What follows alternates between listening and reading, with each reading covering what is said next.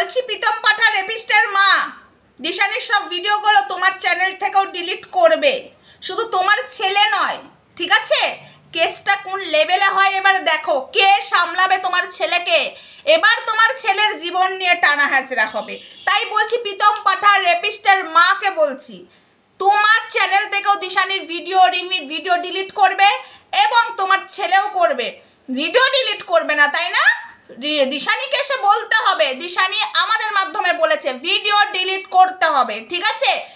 Delete করবি না মানে এবার তোর বাড়িতে যে ঘাড় মোটকে ডিলিট করাবো, ঘাড়ে হাত দিয়ে ডিলিট করাবো। আর এই যে প্রীতম পাঠার রেপিস্টার মাকে বলছি, ভদ্র ভাষায় ভিডিও ডিলিট করো। কি করে ভিডিও ডিলিট করাতে হয় না এবার দেখবে মজা। কন্ট্রোভার্সি কাকে বলে?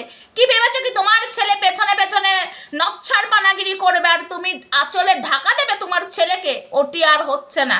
এবার তোমার আঁচল ছিঁড়ে ফাড়কে রেখে দেবো যাতে তোমার আঁচল আর তোমার ছেলের মাথায় না থাকে। বহুতবার বেড়েছে, মা ছেলে মেয়ে নোংরামোর পর নোংরামো করে যাচ্ছ, সব কিছু প্রশ্রয় দিচ্ছ। সাহস কত বড়? হ্যাঁ, এত মানুষে বলছে দিশানি চাই না ওর ভিডিও থাকুক, তারপরেও ডিলিট করছো না। এত সাহসটা কিসের? রিমির ভিডিও এখনো ডিলিট হয়নি, এত বড় সাহস? হ্যাঁ, সঙ্গীতা দিদিভাই সব জেনে গেছে। এবার দেখ প্রীতম তোকে কে বাঁচাই। আর সীমাদি বা আমরা দয়া করব না। এবার লাস্ট তোকে একবার সুযোগ দেওয়া হয়েছিল, সেই সুযোগটা তুই কাজে লাগালি না, ঠিক আছে? তুই কি বলেছিলিস? আমি আর এদিকে থাকবো না। তাহলে তলে তলে কেন দিশানির পেছনে লোক লাগিয়েছিস? কেন উল্টো পাল্টা করছিস? কি ভেবেছিস কি সোশ্যাল মিডিয়াতে করছিস না বলে আমরা জানতে পারবো না? সব প্রমাণ আছে। আর এই প্রীতম পাঠা রেপিস্টের মাকে বলছি, ঠিক আছে? তোমার ছেলে আজ থেকে রেপিস্ট, হ্যাঁ রেপিস্টের মা বলে ডাকবো তোমাকে। বলছি তোমার ছেলে যেগুলো করছে থামাও। ছেলের যদি ভালো চাও, ছেলেকে আঁচলের তলায় যদি রাখতে চাও, সোনা রে সোনা চাঁদের কোনা তুই যে আমার রেপিস্ট ছেলে, যদি বাঁচতে চাস ভিডিওগুলো ডিলিট কর, এইভাবে ছেলেকে বলো। না হলে ছেলে গেল, ঠিক আছে?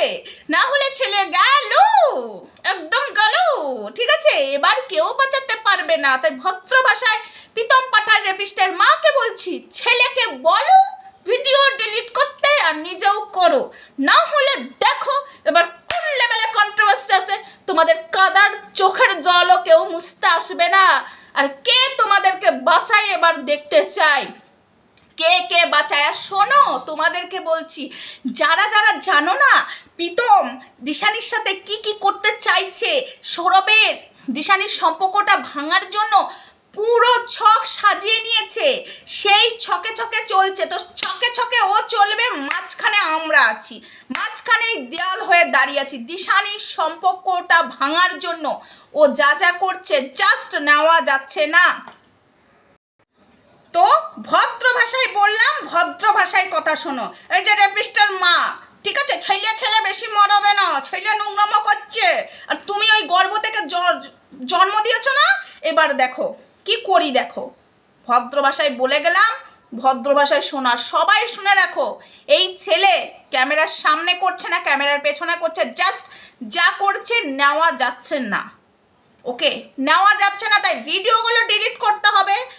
একদিনে করবি, তোর আইডি, তোর মায়েরও তোর ছেলের আইডি বসলো ছেড়ে গেল, আমাদের দেখার দরকার নেই। দিশানি তো ভাবেনি, রিমি তো চ্যানেল ওড়াতে 2 মিনিট ভাবেনি।